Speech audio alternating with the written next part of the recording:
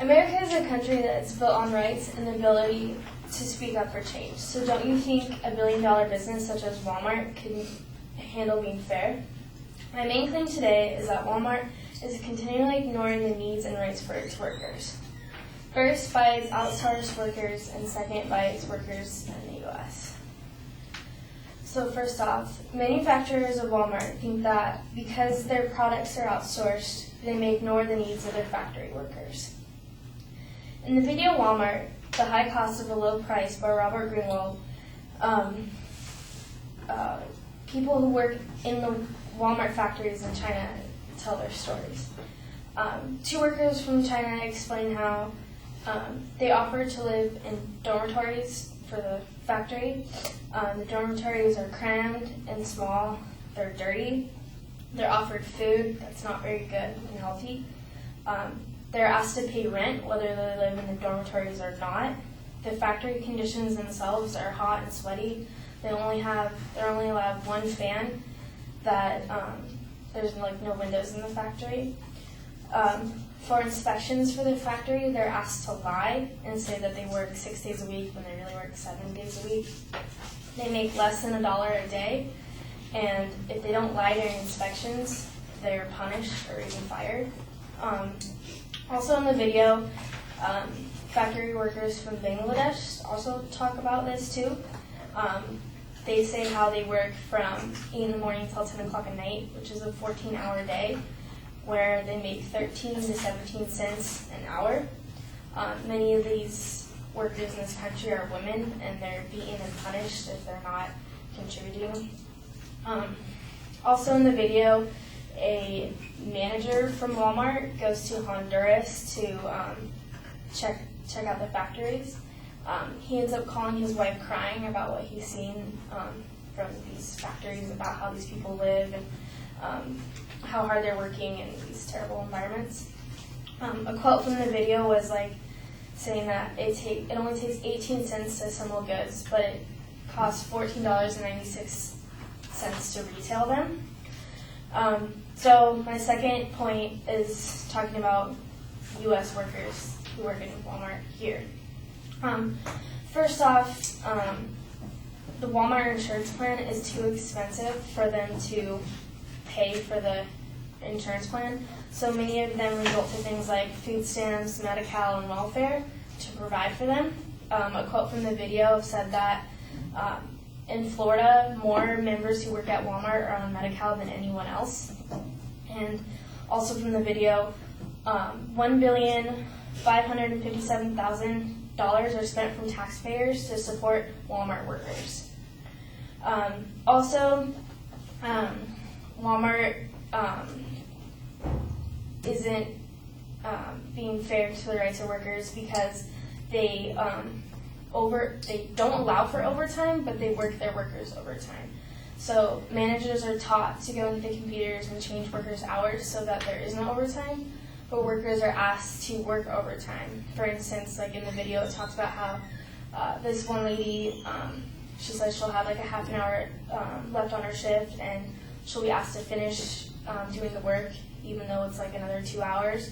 And if she doesn't want to finish it, they just threaten her and say they'll find someone else, because Walmart has stacks of applications that they can go through. Also, Walmart is the #1 company against unions, roughly. In the video, it talks about how many of the workers want to stand up for unions and stand up against Walmart, but many of them are too scared of losing their jobs. Also, managers are taught to profile workers and see who is going to stand up against Walmart. In the book Nickel and Dime by Barbara Ehrenheit, she explores the grounds of being a low-income worker. She does this herself in a research thing she does. One of the jobs she works at is Walmart, and she experiences with her co-workers how they work long hours, they get 15-minute breaks, and they have to clock out for their breaks. They're harassed by management, and what she finds, she tells us in her book, is that she realizes that Walmart needs a union, but when she tries to gather members for the union, many of them are too scared to to go for the union because they don't want to get fired. So by the means of unfairly treating factory workers and not willing to make better offers to Walmart workers, Walmart is hurting its employees and not acknowledging their rights.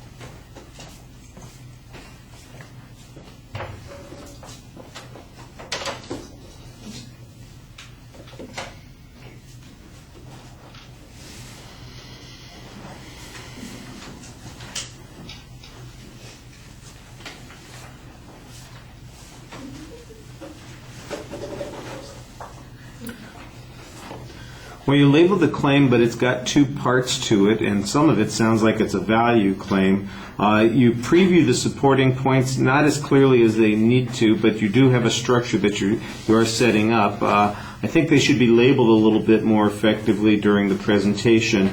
On your supporting information, I'm basically getting a recap of this video that you saw, and I keep getting references to it, and I don't know how accurate that is. I don't know what kind of research they did in that particular situation. You need to cite the material much more clearly and tell us, for instance, when was the movie made, who's responsible for the research. The stories, the anecdotes are okay, but I'm not sure, why is it Walmart's responsibility to run the factories for their producers? There's a value implication here that the company is in some way responsible for that, and I think that that's sort of outside of the purview of the argument that you're presenting here. The issue about whether or not they're having problems with their own employees, I think there's probably a substantial argument to be developed here, but it's mostly made on presupposition and a couple of examples. We're back to the illustrations from the movie, and then you do cite the one book, Nickel and Dimed, and I think that you've probably got some good examples there, but the follow-up on the statistical information is a little bit weak. The only place that there is any data like that applies is the material on people in Florida who are dependent on the medical system there, and then you have this one piece of information about how much money we're paying across the country to support Walmart workers who are on these kinds of programs, and I think that there's some idea there, but again, I don't know what the put it in context. If we've got somebody who's working 20 hours a week and getting minimum wage, I'm not sure anybody expects them to be able to qualify for anything except the government-based healthcare programs. And why, and how significant that is, or what percentage of Walmart's employees fall into that category, I don't know.